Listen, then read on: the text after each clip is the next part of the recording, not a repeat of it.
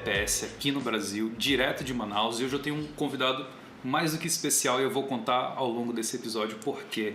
O nosso convidado hoje ele é gerente sênior de operações com 37 anos de experiência na Vistion.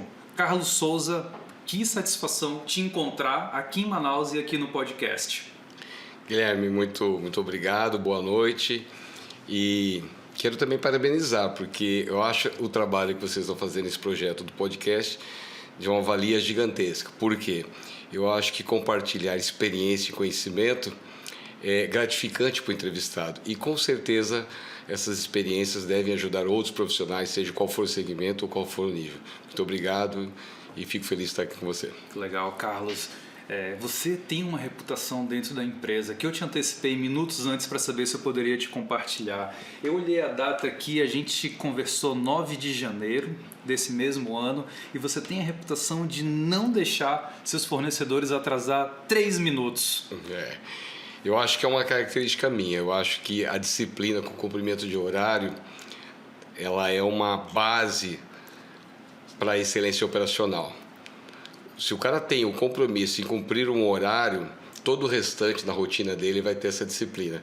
E como o dia a dia de uma operação requer a cada minuto as coisas acontecerem no tempo correto, quando você cria essa disciplina, quando você tem esse discernimento que é importante, as coisas funcionam de maneira melhor. E, obviamente, quando você tem sempre que pensar no outro lado.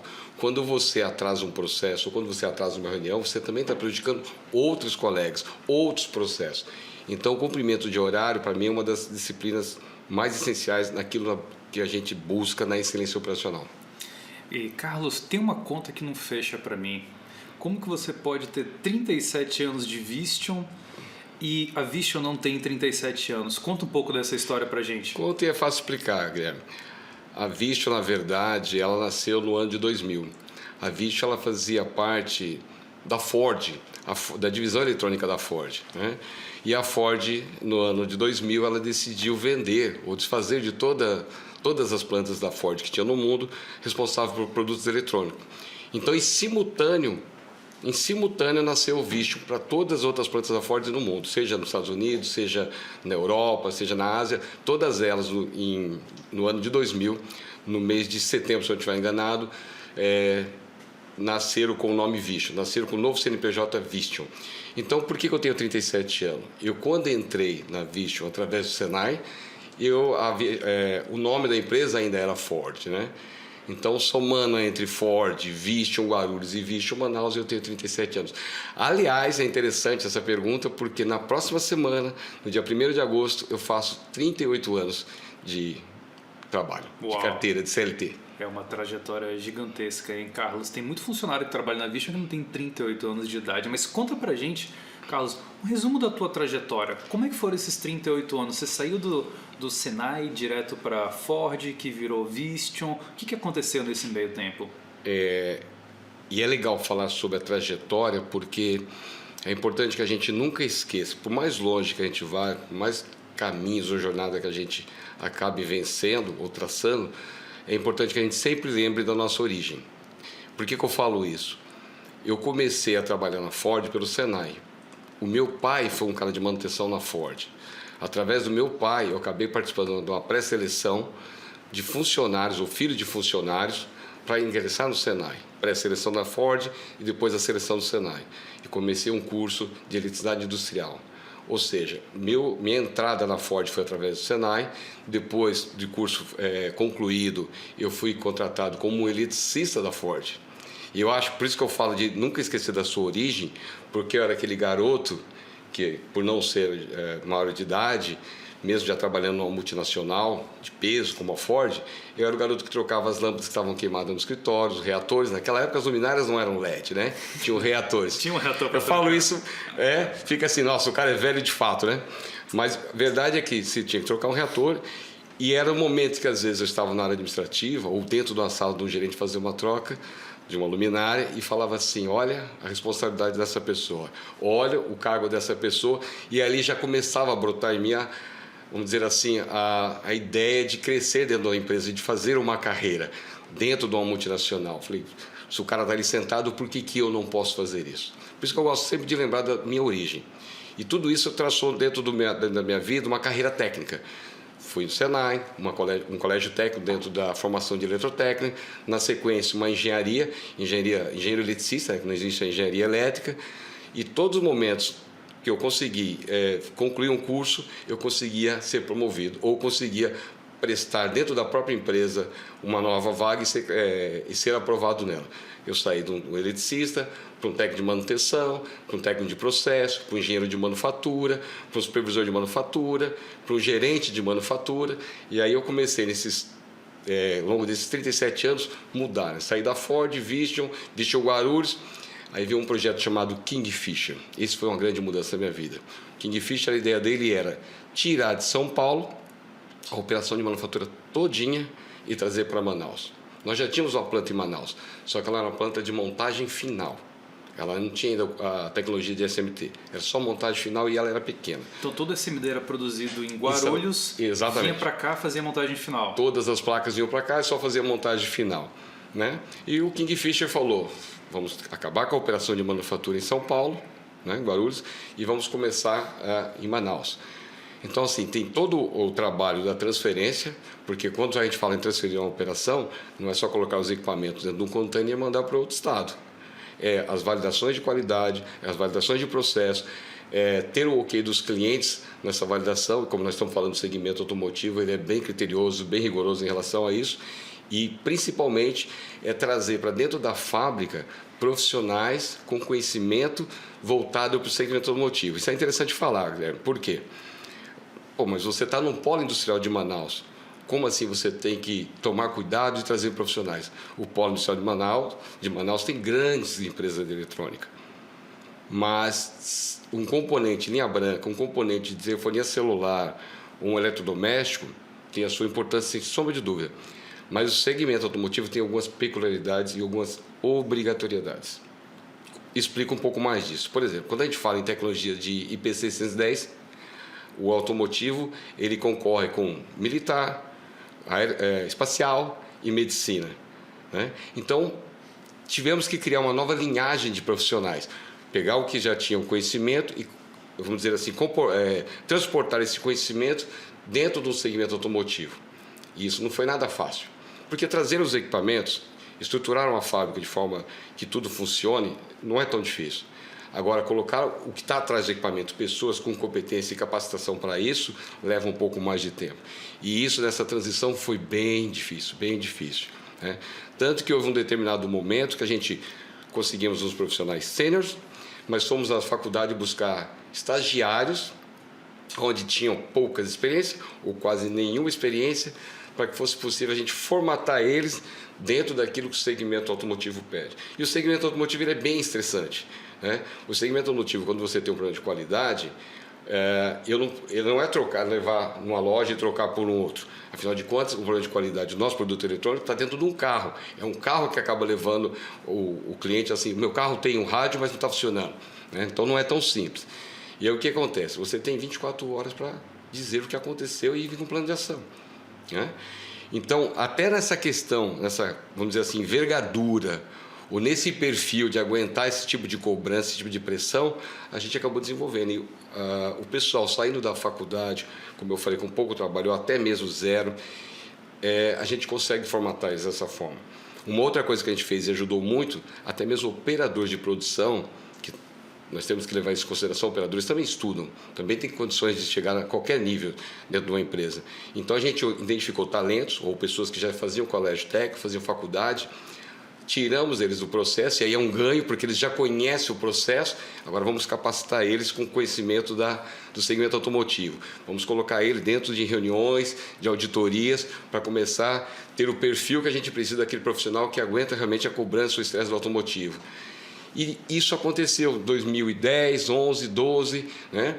A transferência terminou em 2011, mas 2013, 14, cliente entra, cliente sai, ganhamos a Volkswagen já, aqui em Manaus, começamos a produzir os primeiros rádios com a Volkswagen em 2013, né? Mas já com essa linhagem, montando uma linhagem nova de profissionais.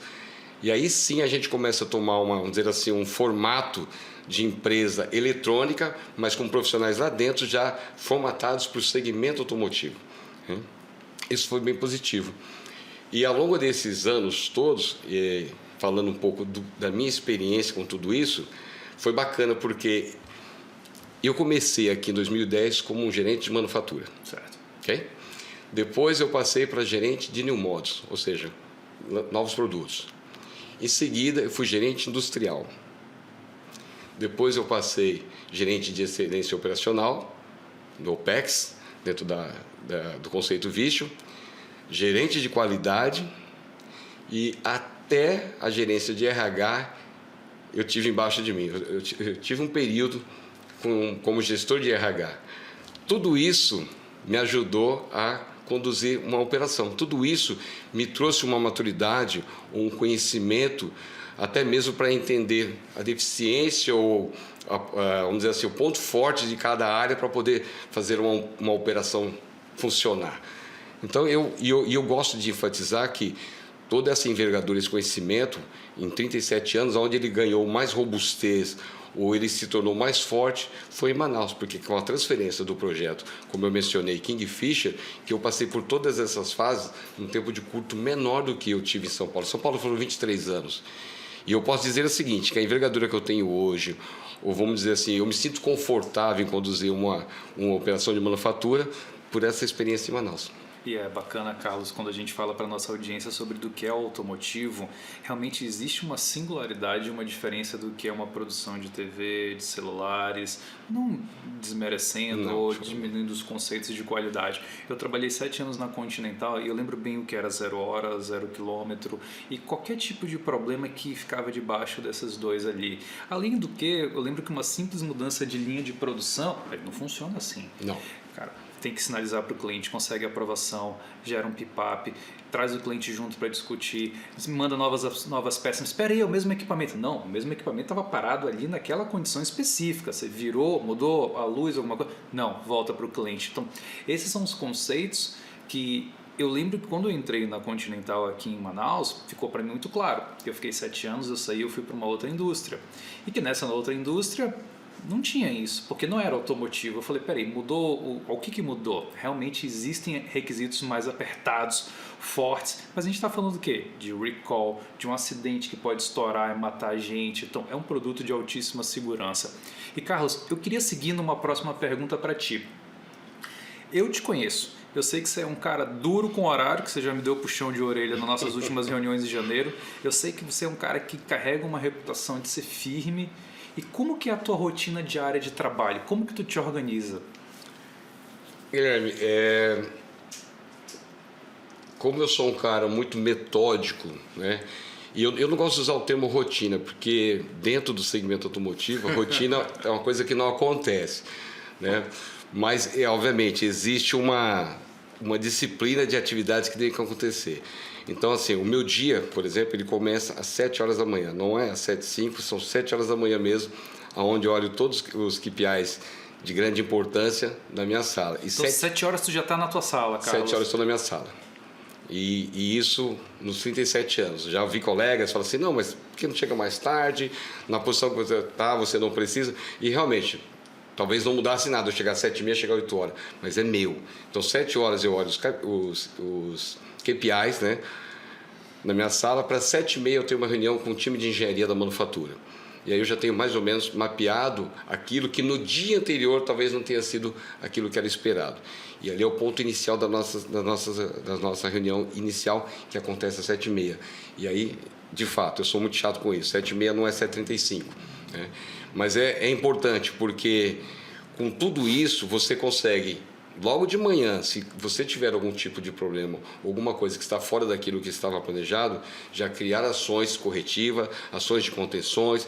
Você consegue rever uma estratégia de manufatura, mas ela tem que ser de imediato. Essa é a questão. Na operação, as coisas não podem ter muito delay, não pode ter muita espera. Se você entendeu que tem um problema, ele tem que ser resolvido de imediato. E você só consegue isso se você realmente manter essa disciplina de horários. Então, 7 horas eu olho os KPIs, às 7h30 a gente faz um alinhamento prévio. É lógico, ao longo do dia tem vários tipos de reuniões, por isso que eu falo que na rotina tem reuniões com nossos clientes, tem reuniões globais para falar de tecnologia, tem alguma reunião voltada a treinamento, aprovações de projeto, aprovação de CAPEX, mas o início dela, para mim, é de extrema importância. Então, começar o dia às 7 horas da manhã entendendo como está a fábrica te dá uma visão para te organizar e seguir as suas próximas estratégias. Bem bacana. E, Carlos, fala um pouco dos teus maiores desafios e aprendizados ao longo da tua carreira. Tu já pisou e sentou em várias cadeiras diferentes. Já. Mas nesses 37 anos que vão ser 38 já muito em breve, cita pra gente 2 desafios e aprendizados que tu teve que tu gostaria de compartilhar com a nossa audiência. Eu não sei se devo colocar como desafio, mas dentro da minha formação como gestor, uma coisa que fez uma grande diferença para mim, por incrível que pareça, porque eu costumo brincar com os gerentes de RH, né? Eu fui gerente de vários setores que são praticamente operações e até o RH, eu brinco, né? Mas, de fato, o período que eu tive como um gestor de RH, ele me colocou numa questão mais humanizada, ele me levou para um gestor mais humanizado, né? E isso para mim era um desafio, porque uma pessoa muito metódica, então tudo tem que acontecer no seu horário, e se houve pouco, o problema aconteceu, mas vamos lá, qual que é a ação? Então, o meu maior desafio era ser um pouco mais humano, e no RH me trouxe isso. Então, hoje eu posso dizer para você assim, não só eu, mas a Vistion de maneira geral, é uma empresa muito humanizada.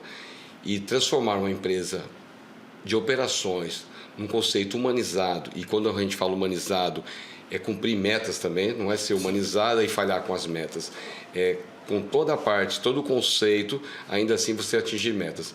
É lógico que com tudo isso a gente teve que criar vários programas de motivação, programas de engajamento, mas de fato, para mim, isso era um grande desafio e eu acho que isso foi muito bem feito, muito bem elaborado. Obviamente que nesse período a gente teve uma força muito grande de um conhecido meu e seu, que é o Sérgio Capella, né? A gente pegou muito forte nesse conceito, vários programas implementados que trouxeram os bons resultados. Por exemplo, CGPTW, Great Place to Work, certificado por 3 anos seguintes. Isso valida que a gente está entregando os resultados financeiros, os resultados operacionais, e ainda assim as pessoas que estão ali estão de acordo ou estão contentes de estar ali. São 3 anos seguidos. Dentro da corporação Vistion, o GPTW, a Vistion Amazonas, foi a primeira a conseguir essa certificação. Então, para mim, o desafio de conseguir unir uma gestão humanizada e ainda assim atingir as metas financeiras, operacionais, o que quer que seja, foi um grande desafio. E você sabe, Carlos, eu acho que esse é um desafio duro e ele se repete em algumas organizações e dificilmente a gente pode falar abertamente dele, porque alguém olha e fala, puxa vida, mas deveria ser sempre humanizado. Não é fácil. Não. Há 20 anos, quando eu comecei, eu lembro de ter gestores que para mim foram mentores. O cara chegava às 6 horas da manhã da fábrica, o cara não falava com a sombra dele, a primeira reunião de 7 horas da manhã era dura, então já saía todo mundo ali capengando da primeira reunião. Tinha outras 9 e você tinha que almoçar com ele do lado. E 13h30 tinha outra reunião mais dura e o cara castigava o dia inteiro. E às 17 horas ele dizia, cara, valeu, obrigado por hoje, até amanhã. E era normal. Mas você aguentava aquilo. Hoje em dia eu entendo, e eu tive uma conversa com o Salomão, que ele é headhunter da Paula Pedrosa, e ele falava desses conflitos de gerações, né? Que no passado era natural, hoje em dia já está diferente. Exato. E a gente tem que se adaptar. Exatamente. E ele falou um negócio muito interessante, que ele falou assim, vocês vão estar fora do mercado daqui a pouco. A gente tem mais 10, 20, 30 anos. A nova geração que chegou, que tem um conceito, tem um entendimento diferente, tem vontades diferentes, são eles que vão tomar conta daqui. Então, a gente que realmente acha uma forma de lidar com isso, e a gestão humanizada funciona. Ela é fácil de falar e às vezes pregar como na empresa, mas no dia a dia ela é difícil. Acho que requer muito da gente mesmo, um esforço diário. Sim, Guilherme, isso é importante e junto com ela, é como você falou, era comum, não que fosse aceitável, mas era comum, eu diria assim, a gestão do medo, né? O cara trabalhava sob pressão, tem que entregar porque o meu gestor vai pegar no meu pé. Hoje você tem que trabalhar com mais empowerment, você tem que transferir para a pessoa algumas responsabilidades. E a pessoa tem que entender que ela tem que entregar uma missão, não uma atividade. Entenda como o seu trabalho é uma missão e não o cumprimento de uma atividade. Isso faz uma grande diferença. Agora, para que isso aconteça, não basta a gente ter um conceito e querer aplicar. Você tem que capacitar as pessoas para isso também. Então, você tem que investir bastante em treinamentos. Você tem que entender, de fato, qual é o treinamento que o profissional precisa. Não é dar treinamento para uma fábrica inteira, ou para um administrativo inteiro, para um gerente igual. Não. Você tem que ter a sensibilidade de entender o que o seu colaborador de fato precisa para capacitar ele nisso. E como é que você chega nisso? Você tem que ouvir. Tem que ouvir as pessoas. Ouça o seu colaborador. Dê feedbacks para o seu colaborador, seja positivo ou negativo, mas também aceite feedbacks dele. Acho que nessa troca de informações você consegue desenhar o que falta para um profissional, em vez de simplesmente reclamar ou ficar trocando o profissional. Você consegue entender quais são os pontos positivos, quais são os pontos negativos, e o negativo você consegue potencializar, capacitando ele para isso. Porque formação é uma coisa, né? Você sai da universidade com a formação. A capacitação depende do segmento, o perfil depende da pessoa, obviamente. Antigamente a gente brincava, né? Líder nasce. O líder não nasce, o líder você também consegue treinar, mas até para treinar um líder você tem que saber quais os treinamentos que ele precisa. Emotivo, disciplinar, existe todo um mecanismo para isso. Então, a gestão humanizada ela não aparece do nada, tem uma série de fatores aí que contribuem para a gente chegar nesse nível. E lembrando, né, Carlos, a gente passa hoje talvez 12 horas do nosso dia dentro de uma fábrica, dentro de uma empresa. O mínimo que se pode ter é um ambiente que favoreça isso. Ou seja, empresas que estão investindo hoje em CGPTW, discutindo isso abertamente, abrindo o diálogo. E isso me levou para um outro ponto que você falou para as outras pessoas, mas não falou de você. 37 anos de Vistion. O que te inspira ainda? O que você te dá gás de dizer, eu ainda quero fazer isso aqui? Olha, é uma pergunta muito bacana, porque a gente adotou dentro da fábrica, e vou falar um pouco disso para entender a minha motivação. Como você falou da geração, está vindo elas que vão tomar conta do negócio, e assim que tem que ser, né? Em algum momento a gente tem que parar, a geração que está vindo atrás tem que tocar o nosso trabalho, seguir com o nosso legado, coisas desse gênero. Tem uma mescla muito grande dentro da fábrica, como eu falei atrás, de engenheiros mais novos. Nós temos uma mescla mais sênior. E é interessante, o convívio com eles é bacana, porque aquilo que você achava que não funcionava, ou que já não te interessa muito, eles trazem novidades. Eles te mantêm, vamos dizer assim, se reciclando. O convívio com uma geração anterior, 2, 3, ou uma geração mais jovem, ela te obriga e te dá prazer de estar reciclando com eles, né? Então isso me motiva cada vez mais. E eu consigo ver assim, vamos dizer assim, a cada momento, a cada discussão, a cada momento que você ouve e fala, é verdade, aqui existe um novo caminho de tentar ser um gestor melhor. Hoje eu estou sentado na cadeira, e estou sentado na cadeira porque isso é um momento, né? Eu não sou um gerente sênior, eu estou gerente sênior, e vejo assim que dá para ir mais, eu posso ter mais coisas, eu posso avançar ainda mais na minha carreira, e vejo uma garotada bacana junto aí. Então assim, isso a cada dia me motiva assim, eu posso entregar muito mais do que eu entreguei até agora. Eu diria para você que assim, até nos últimos 5 anos, isso aflorou um pouco mais na minha maneira de pensar, né? Com várias coisas que aconteceram dentro da própria Vistion, várias coisas que acontecem no mercado, uma mudança fantástica de tecnologia, vem mostrando cada vez mais a curiosidade, cada vez mais a vontade de crescer junto com isso.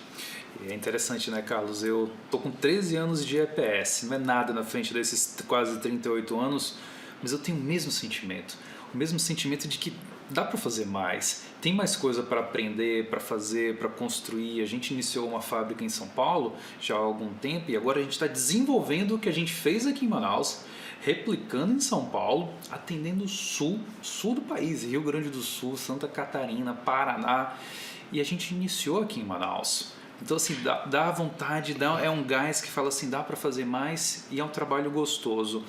E Carlos, que conselho tu darias para o jovem Carlos de 20 anos, ou para essa garotada que está acompanhando a gente hoje, que foi importante para a tua carreira? Olha, eu acho que a gente pensar ou exercitar o autoconhecimento é de grande valia. É onde você consegue entender quais são os seus pontos fortes e está tudo bem. E com isso também consegue ver as suas fraquezas. E com as suas fraquezas, você consegue potencializar ela, se você souber o que está acontecendo de errado nela, que você consegue corrigir. E o autoconhecimento, quando eu falo exercitar autoconhecimento, é que é muito difícil. A maioria das pessoas não querem aceitar as suas fraquezas, né? E isso não permite uma nova reciclagem no profissional, no conhecimento. Isso não permite que você esteja aberto a adaptações de novos conceitos, vamos dizer assim, o mercado, a evolução do mercado. Então, eu acho que se você avaliar o seu autoconhecimento junto com o que tem vindo pela frente, que a leitura é muito importante, como eu falei, a formação é uma obrigatoriedade, a capacitação ela é mandatória, e o idioma, isso potencializa o crescimento de um profissional. Eu acho que se a gente não fizer esse balanço, esse mix de conhecimentos, de informação, eu acho que a gente não tem uma carreira muito longa. E também eu acho importante, Guilherme, dizer assim, não fique reclamando do seu insucesso ou das oportunidades que você perdeu. Até porque o insucesso, se você souber usar isso, ele potencializa você no crescimento.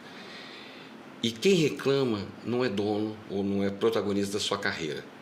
Então, uma pessoa que quer um crescimento profissional, de fato, ela tem que se sentir protagonista. Ela não pode se queixar ou colocar a culpa em outra pessoa, em um gestor ou na companhia. Cabe a ela fazer as coisas acontecer. Se aquela companhia não atende aquilo que ela quer, ela pode mudar de emprego. Se aquele chefe está lá, ela não acho que não é o chefe que deveria ser, cabe a ela mudar de emprego. Não vale a pena ela ficar se questionando ou reclamando. Seja protagonista. Então faça as coisas acontecer. Não deixe que façam por você. Eu concordo contigo, Carlos, de que tem que haver intencionalidade no que a gente quer para a nossa vida profissional e que às vezes é muito conveniente para o profissional se deixar levar para aquele desafio que a empresa apresenta para ele. Eu vou esperar a empresa me passar o posto de desafio, não estou fazendo isso, poxa, a empresa não pediu para fazer isso. Eu entendo que existem algumas responsabilidades corporativas da organização, mas é importante que aquele profissional ele saiba, poxa, eu quero aprender um inglês, eu vou ficar sentado esperando que a empresa pague meu inglês e me mande para um curso. Eu quero aprender um curso técnico, vou ficar esperando a empresa abrir a próxima turma. Está ali o Senai, está ali o FUCAP com cursos às vezes subsidiados. Estou dizendo que tem que haver um equilíbrio, mas é importante haver intencionalidade. Claro. E, Carlos, mudando para a gente falar um pouco de visão de mercado, tendência dentro do automotivo, na tua perspectiva, quais são as próximas ou principais tendências tecnológicas que estão moldando o futuro do automotivo? Bom, não é novidade para todo mundo que a parte dos carros elétricos tem dominado aí, ou tem crescido bastante, né? E quando a gente fala nos carros elétricos, a gente precisa dividir isso em 3 segmentos, pelo menos, né?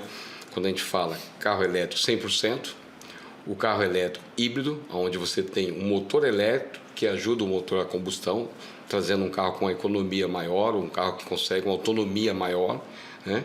E temos o carro elétrico híbrido plug-in, que é o carro elétrico que tem todo esse conceito de ajudar o motor de combustão, mas ele pode ser carregado rapidamente, diferente do carro híbrido.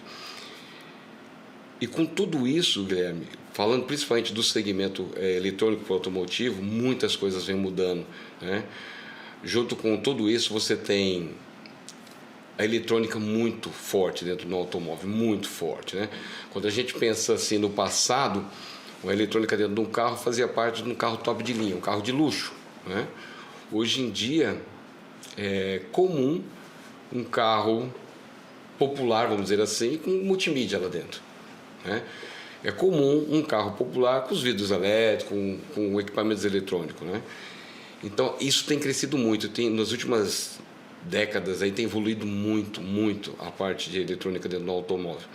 Então essa tendência de eletrônica que tem a cada vez ficar maior, e como eu falei da parte elétrica dos carros, eu acho que ela é irreversível, né?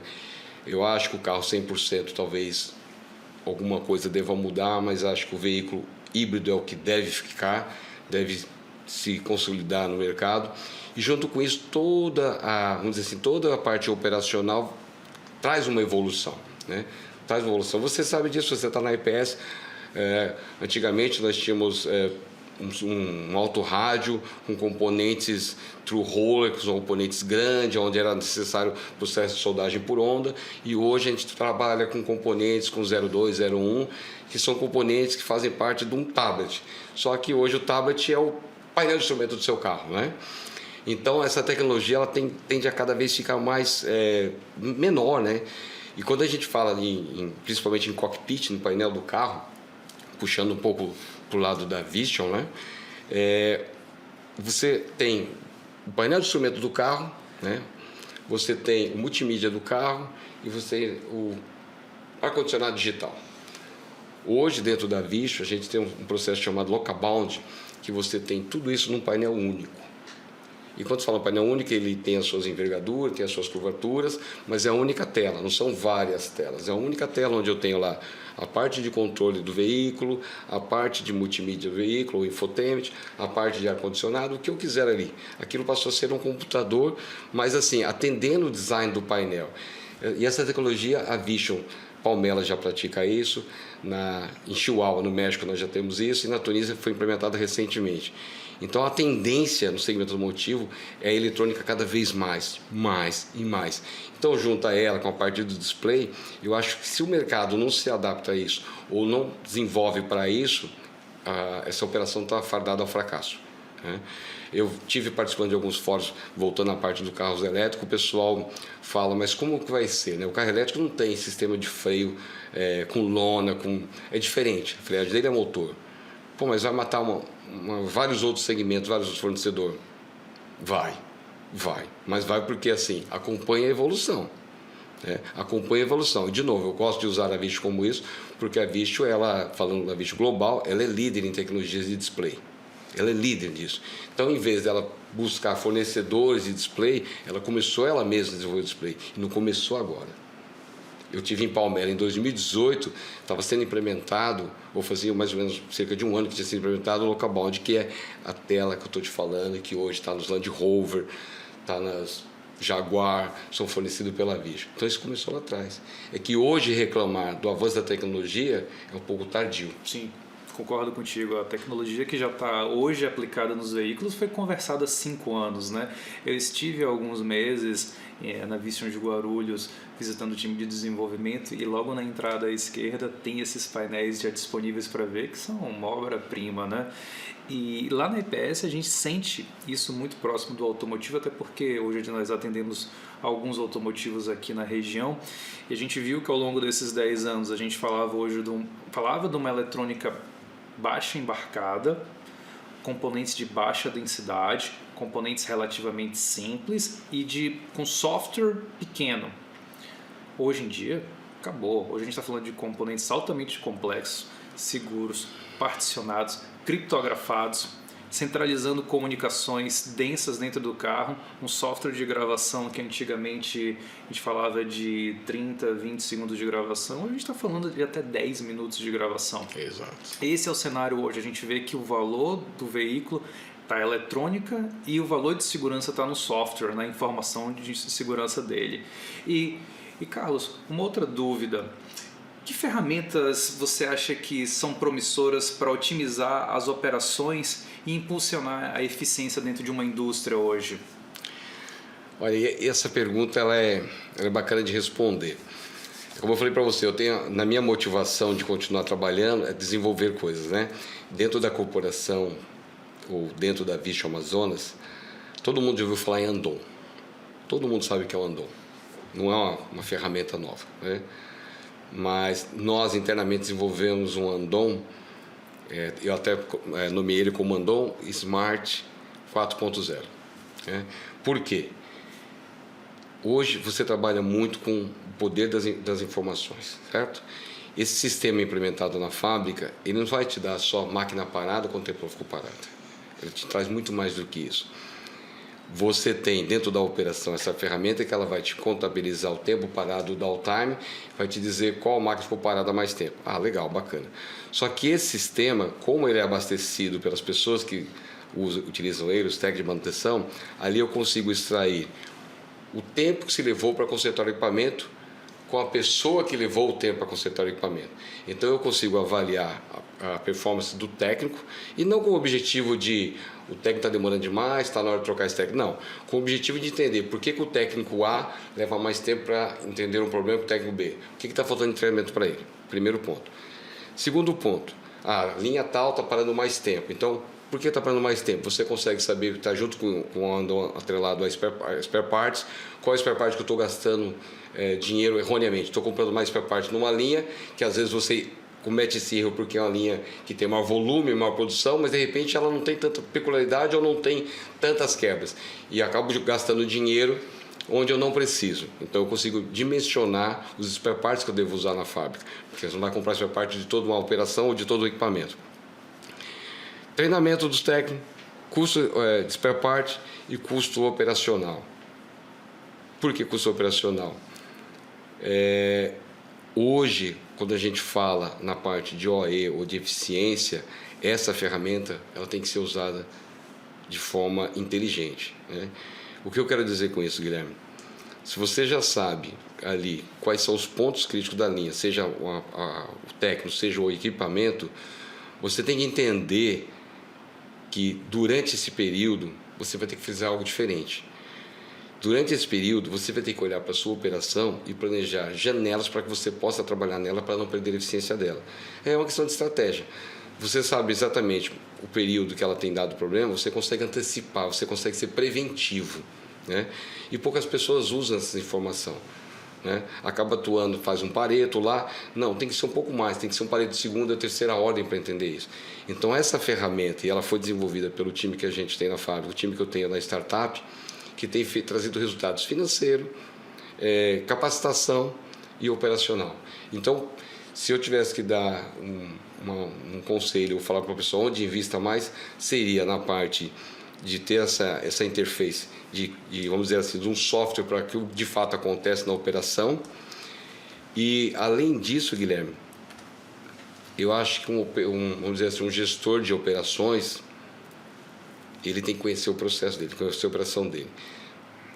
Tente visitar mais o chão de fábrica, tente ter mais contato com o chão de fábrica, porque a maioria dos problemas estão ali e se resolvem ali. As pessoas que estão no dia a dia, talvez dentro de uma sala você não vai ser tão, vamos dizer assim, você não vai achar de fato o root cause.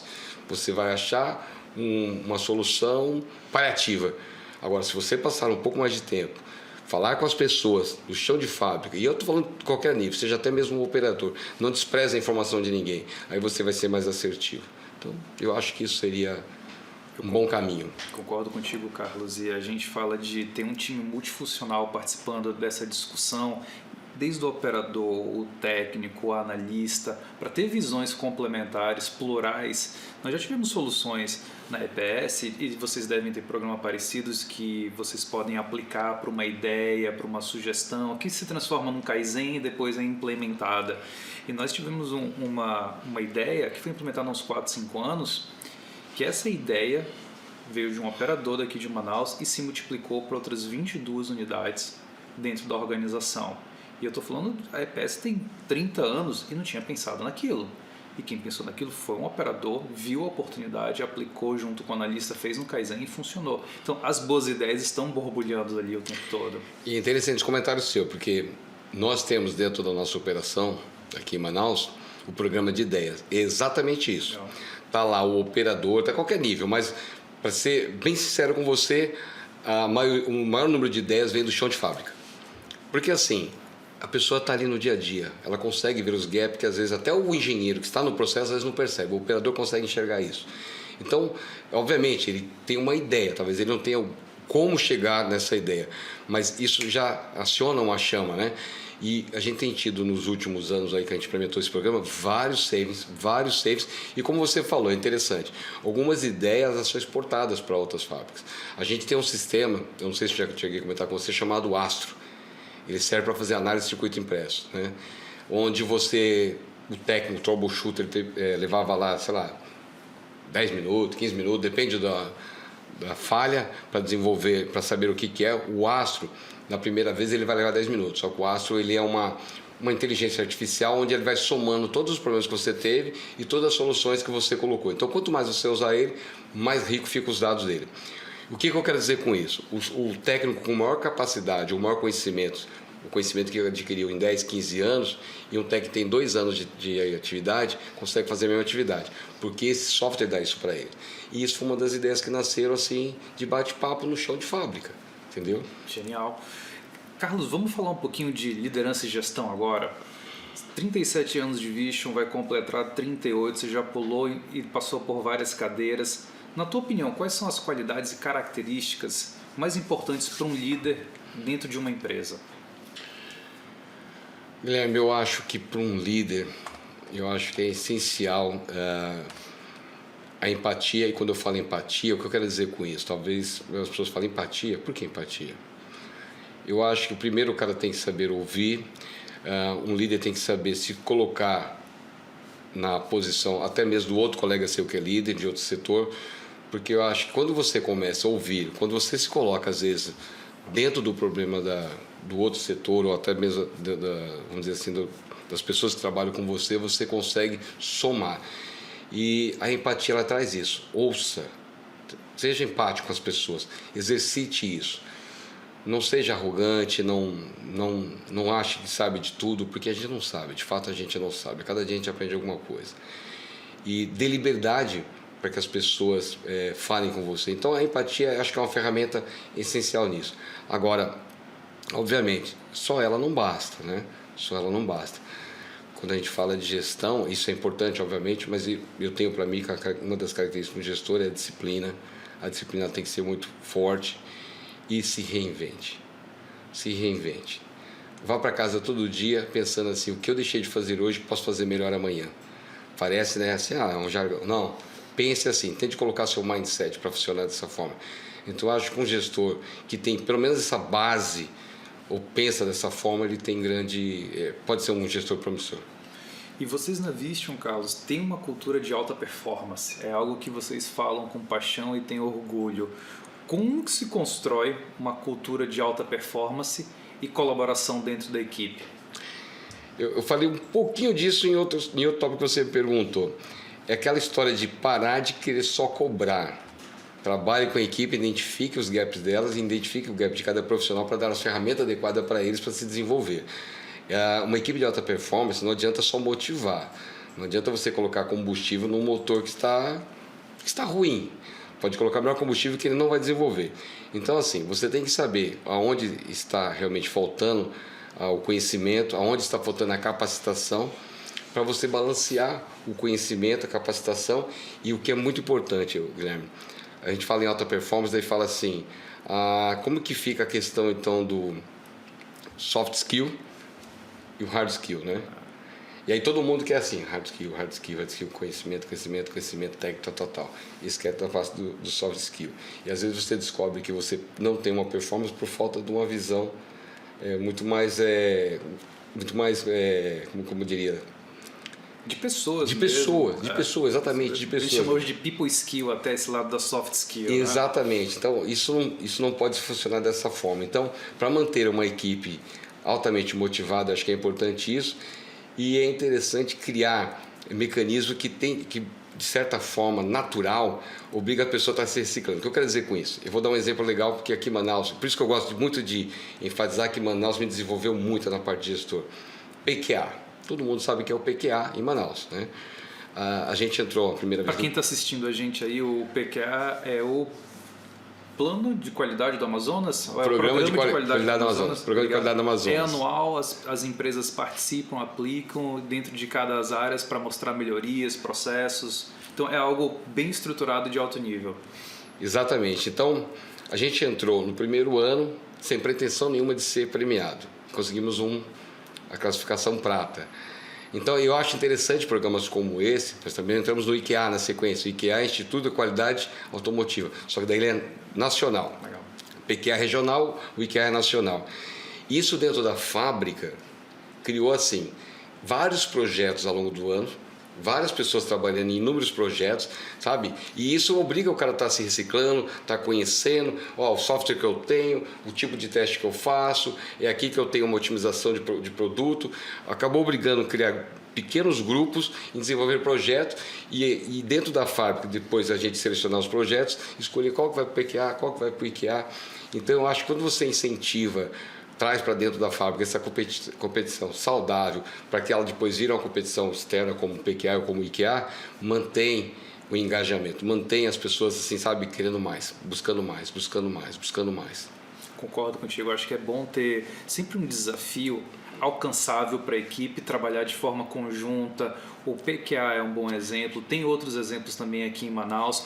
Um ponto que eu gosto muito, acontece lá na EPS, talvez aconteça na Vision, são visitas de clientes. Então é muito comum ver a visita do cliente, normalmente ficam oportunidades de melhoria, existe 1 ou 2 problemas para consertar, tem coisas ali que ele apontou e fala, pô, isso aqui é um estado de arte legal, vou multiplicar. Reunir o time e dizer, pessoal, o que vamos fazer em relação a isso? Envolver as pessoas no problema. Então, sair daquela época que existia há muito tempo atrás, que era o chefe resolvedor de problemas, que dizia, não, a gente vai fazer A, B, C. Pessoal, o que iremos fazer em relação a isso? Claro, com uma equipe preparada, treinada, e dá para eles aquele senso de responsabilidade e também, quando tem uma volta da auditoria, uma segunda auditoria, aquilo está resolvido, ouvir do cliente dizer, cara, puxa, vocês conseguiram fazer uma melhoria, parabéns, empodera eles, isso traz um senso de satisfação muito grande. Você tocou num ponto importante quando estava falando sobre as metas, né? Atingíveis. Isso é importante, Guilherme, porque a gente não pode criar metas que não são atingíveis, que a pessoa vai trabalhar, metas, vamos dizer assim, sem atrás dela ter um histórico que seja possível alcançar, né? Eu não posso também ter uma meta genérica, vamos dizer assim, tirando, obviamente, as metas financeiras, né? Mas você não pode ter dentro da sua equipe, para todos eles, ó, quero 10%, pegando engenharia de processo, de melhoria no seu processo, de BWS, que está relacionado ao número de pessoas que trabalham. Eu acho que ela não pode ser assim, né? Você tem que olhar processo, engenheiro, processo, tem engenheiro que tem uma linha mais complexa, outro não. E as métricas são diferentes, mas da maneira que o cara consiga atingir ela. Não é facilitar a vida dele, mas através de cálculo, através de informação, através do histórico da linha, nos meses, anos, assim você consegue dizer. Ela consegue evoluir de 3 a 4, 5, 10% ao ano. Ok. Aí a pessoa vai manter-se motivada. Uma outra coisa, Guilherme, que eu acho importante, é a informação assertiva, a comunicação assertiva, né? Se você não tiver clareza no que você está passando para a sua equipe, se a sua equipe realmente não entendeu o que é o objetivo dele, o que é o trabalho dele, a pessoa vai gastar energia naquilo que você não pediu. Se você não tem uma meta que é atingível, a pessoa vai se matar e não vai chegar nela, e isso traz o quê? A insatisfação. Isso traz insatisfação. E aí uma equipe de alta performance não existe. Concordo contigo, Carlos. E a gente discutia no outro podcast com o Salomão, que é Red Hunter da Paula Pedrosa, da importância das pessoas terem metas atingíveis e da comunicação, né? Isso lembra que no passado havia pouca comunicação, ficava 4 paredes, o gestor, o diretor, e talvez descesse um nível abaixo do gestor, acabou. Hoje em dia não, a gente super comunica aberto, depois se comunica em pequenos grupos, todo mundo tem que falar a mesma língua, entender qual é o objetivo da empresa, entender aquilo que é tolerável, o que é inegociável dentro da empresa. Eu acho que isso ajuda muito o próprio colaborador a crescer e me leva para a próxima pergunta aqui. Carlos, que conselho hoje você daria para profissionais que aspiram a ser líderes de operações e ter uma trajetória próspera nos dias de hoje? A leitura é de extrema importância. Nós estávamos falando de hard skill e soft skill. O hard skill é importante, mas o soft skill eu acho que ele se sobressai.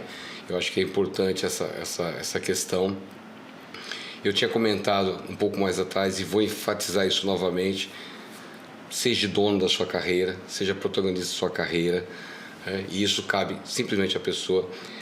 Eu gosto muito de falar assim, não sonhe com uma carreira, não sonhe com ela, planeje. Se você sonhar com ela, vai descobrir no final que é um pesadelo, sem fazer nada. Faça um planejamento, por mais longo que seja, fala onde você quer estar e o que precisa, quais são os gaps que você tem que fechar para chegar naquele objetivo. Eu estou falando isso porque eu sou um homem de 52 anos, com 37, quase 38 anos de carreira, e eu ainda faço plano de carreira, e ainda consigo visualizar os gaps que eu tenho que fechar. Entendeu? Então, a minha dica é que façam isso. E isso vai muito do que eu falei, né? Do autoconhecimento. Faça isso. Trace uma meta, mas veja o que falta para chegar nessa meta. Não só fale, eu quero ser um diretor. Para ser um diretor, você precisa de A, B e C. Qual deles você não tem? E de novo, Guilherme, eu acho que não existe limite, né? Não existe limite, principalmente, como você falou, a geração mais nova está chegando, a geração nossa também ela tem trabalhado mais do que já trabalhava antigamente, ou estendendo um pouco mais, mas é de extrema importância. Crie metas onde você entende o que falta para você atingir. Concordo contigo, viu, Carlos? Eu acho que ter, de novo, intencionalidade, enxergar isso às vezes num papel, num documento que você vai revisar periodicamente, né, para saber se aqui eu melhorei, não melhorei, ter uma matriz que te mostra oportunidades, melhorias, problemas, isso aqui eu preciso ajustar. A gente falava ali de hard skill, soft skill, a gente fala da facilidade que às vezes tem de encontrar um bom engenheiro. O cara é bom tecnicamente, o cara brilha, mas ele tem um problema. Não deixa ele conversar com o time não, porque ele vai desmotivar, ele vai gritar, ele vai passar os números. Então, essas são habilidades modernas que precisam seguir, que são inegociáveis agora. Carlos, para fechar aqui mais duas perguntas, compartilha com a gente aí um momento da tua vida profissional ou quem sabe da tua pessoal que te traz assim muito orgulho. Bom ponto, Guilherme, um bom ponto mesmo. E não é a primeira vez que eu falo desse projeto. A gente passou por uma pandemia, né? Eu falo a gente, o mundo inteiro, né? O planeta todo passou por essa pandemia. E nesse período de pandemia, o Capela ainda era o diretor da Vicho Amazonas. Ele trouxe de Palmela moldes onde você podia injetar os face shield, né? Os protetores faciais. E junto com ele, eu trabalhei junto com ele nesse projeto, e junto com a Masa e com a Technicolor, nós fizemos cerca de 48 mil face shields, protetores faciais, né? Tudo isso durante a pandemia. A nossa fábrica estava em shutdown. Nós conseguimos algumas pessoas e montamos esses face shields, que chegou a 48 mil. Depois disso, Guilherme, a gente entregou esses face shields. Eles foram para o Belém, eles foram para o Rio de Janeiro, eles foram para São Paulo, mas o grande volume ficou em Manaus. E aí, quando eu falo, tenho orgulho disso, porque você via médicos sofrendo com isso, você via enfermeiros sofrendo com falta de EPIs para poder tratar de algo que a gente nem sabia como iria resolver. Eu entreguei em Manaus todos os festivos, em todos os hospitais e todas as UPAs, pessoalmente. Todos eles eu fiz questão de entregar. Todos eles eu fiz questão de, quando estavam no hospital, cumprimentar o médico ou o enfermeiro, quem quer que seja, estava recebendo ele. Todos. Em Manaus eu não faltei uma entrega. Quando todo mundo estava isolado com a pandemia, não só eu, o Capela também fez junto comigo, a gente estava na linha de frente para que os verdadeiros heróis, e esse projeto acabou levando o nome de heróis, fizessem essas coisas acontecer. E isso eu falo que me dá muito orgulho, porque era de se emocionar. Quando a gente chegava com os EPIs, que são os protetores faciais, você via enfermeiros chorando, você via médicos chorando, o agradecimento deles era fantástico. A gratidão deles de receber isso era para toda a vida. Então eu diria assim, toda a minha carreira, se tem um projeto que eu tenho orgulho e está voltado à humanidade, a questões humanizadas, é o Projeto Heróis, que foi trabalhar na pandemia. Genial, né, cara? E olha que coisa interessante, em momento algum nessas entregas eu fui infectado, eu tive problema com Covid-19. E que ação bonita, né, Carlos? Eu lembro de acompanhar vocês fazendo isso, aquele momento a gente estava fornecendo para o mundo e simplesmente shutdown completo. E vinha as perguntas, o que faremos, o que vai acontecer? E a gente teve a opção de ficar trancado dentro de casa, tudo bem para quem seguia essa opção e podia seguir, e vocês tiveram aí um desafio que é uma contribuição social gigantesca, está escrita na história. Parabéns mesmo. Eu parabenizei o Capela na época, a Vision, acho que aquilo foi um exemplo para todo mundo. Carlos, e tem algum livro, algum mentor, alguma filosofia que te influenciou a ser o cara que tu é hoje, o profissional que tu tem essa garra toda? Cara, tem vários livros, né? A gente acaba lendo vários livros voltados para mindset, para controle emocionais, tem vários livros. Mas falando em mentores, né? Eu gosto de falar de mentores. Eu tive pessoas, e quando a gente faz essa pergunta, as pessoas falam, gostei muito do Steve Jobs, gostei muito do... Vários vamos dizer, ícones que o mundo inteiro conhece. E é verdade, mas eu gosto de falar que aqueles que eu trabalhei. Eu gosto de falar aqueles que foram referências do meu lado, né? Então, assim, eu gosto de falar de um amigo que hoje ele é diretor numa empresa nos Estados Unidos, na Bristol, Lino Beltrame. Esse cara, quando lá, ainda um técnico de manutenção, ele já ocupava dentro da Ford um cargo de gerente, e eu vi aquele cara com simplicidade e humildade entregar resultados que outras pessoas na base, vamos dizer assim, na base da tem que ser, tem que acontecer, não trazer resultados. Ou seja, o cara tinha já naquela época, vou dizer que hoje é muito mais praticado a gestão humanizada, ele lá atrás, falando há 25 anos atrás com isso. E é o cara que eu nunca trabalhei diretamente com ele, mas é o cara que de vez em quando eu falo humildade, porque ele já tinha um cargo de gerente numa empresa com 8 mil funcionários, um técnico de manutenção passaria despercebido. Era o cara que às vezes parava assim num lugar de café, e aí, tudo bem? Como é que você está? O cara conversava com você. Eu fui crescendo na empresa, depois acabei virando engenheiro, não com ele, mas acabei fazendo parte ali do staff, onde ele também estava, e é o cara que sempre me orientou. Cara, cuidado com isso. Amigo, desenvolva isso. Carlos, pense nesse caminho. É um cara que acabou nunca trabalhando comigo, mas me orientou bastante no que seria um caminho adequado para um crescimento na carreira profissional. Então eu gosto de usar ele, gosto de usar pessoas que no dia a dia realmente foram referências para mim, como o próprio Sérgio Capella. O Sérgio Capella, com essa expansão que ele tem, essa motivação, esse negócio de chegar, vamos fazer, é outra coisa também que você... Por isso que eu falo, ler livros, eu posso indicar vários livros, mas isso não está dentro dos livros, isso não é... Isso está no caráter, isso está na índole da pessoa, está na energia dela. O Capella também foi um cara que... Eu posso dizer para você que se hoje ainda continuo achando que eu tenho uma carreira para concluir, foi o cara que falou assim, não pare por aqui que tem muito mais energia. O Capella conseguiu me mostrar um mundo um pouco além de só o corporativo da Vista, entende? E eu concordo também contigo, às vezes a gente acha mentores, inspirações tão distantes da nossa realidade, quando na verdade tem pessoas que estão ali do nosso lado, numa parte de trajetória profissional, que deram uma direção boa pra gente, deram um conselho, estiveram ao nosso lado genuinamente esperando que viram potenciais que a gente não viu. Eu tenho um grande mentor, que ele é vice-presidente da EPS, 72 anos, John Gleason.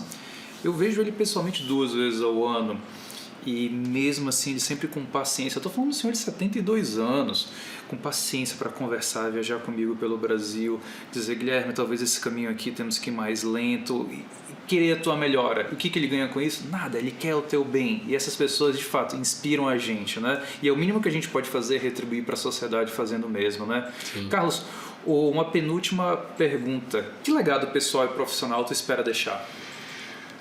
Bom, o legado, na minha concepção, é mudar a vida das pessoas, né? E o que eu espero deixar, Guilherme? Eu espero que as pessoas que trabalharam comigo e as que trabalham comigo tenham absorvido o conceito de trabalhar com as pessoas, o quanto é importante valorizar as pessoas, né? Porque eu pratico muito isso dentro da fábrica. Nós temos equipamentos de alta tecnologia, seja na parte de SMT, seja na parte de montagem final. Só que eles de nada serviriam se as pessoas que estão ali não quisessem trabalhar de forma adequada. Nada serviria se ali você não tivesse profissionais altamente capacitados. Só que não é só dar capacitação. E é por isso que eu falo, é desenvolver as pessoas para que elas entendam o quanto elas são importantes. E para isso você tem... Isso para mim é um legado. A pessoa se sentir importante e sentir o quanto o trabalho dela impacta na vida das pessoas. Eu falo muito isso dentro da fábrica, né? Quando a gente, por alguma razão, perde uma produção ou a gente tem uma má variação na auditoria, não carregue a culpa para você. Pense assim, use isso para se voltar e pense assim, para você dar importância que não aconteça de novo, a sua penalização corresponde a um time inteiro. A Visto aqui em Manaus tem 540 funcionários. Um erro meu, ela reflete em 540 famílias. Então, se eu consigo colocar isso dentro da mentalidade da minha equipe, das pessoas que trabalham comigo ou que já trabalharam comigo, isso para mim é um legado. Para a pessoa entender o quanto ela é importante e quanto as ações dela é importante para tudo que está à volta, ou todas as pessoas que estão à volta. E Carlos, para fechar, que mensagem final você deixa para a nossa audiência e como que eles conseguem te encontrar ou conhecer mais sobre a Visteon? Bom, a Visteon, você entrar na internet, colocar lá Visteon Sistema Automotivo, vai aparecer todas as fábricas da Visteon, é fácil de acessar. Eu estou no LinkedIn lá, como Carlos Souza. Se quiser entrar no LinkedIn lá procurar, vai achar até algumas publicações minhas. Eu gosto de navegar no LinkedIn, eu acho que ali oferece bastante informações, eu gosto de compartilhar algumas informações, alguns conceitos. E eu acho que é isso, Guilherme. Carlos Souza, 38 anos de Visteon em 2 semanas. Obrigado por ter vindo, aceitado o convite. É uma grande satisfação te receber, conversar contigo. Agradeço de coração por ter vindo para o nosso podcast. Eu que agradeço. Como eu falei no início, eu acho que o prazer é muito maior para o entrevistado, porque eu acho prazeroso poder compartilhar experiências e, de novo, parabenizar a EPS, porque eu acho que eu tive vendo os outros podcasts, são muitas informações, é muito enriquecedor. Obrigado, Carlos. E para a nossa audiência, você que acompanha a gente no YouTube ou até mesmo no Spotify, se gostou, dá um like, comenta, se está vendo no LinkedIn, marca a gente e espero que você tenha gostado. Até o próximo episódio.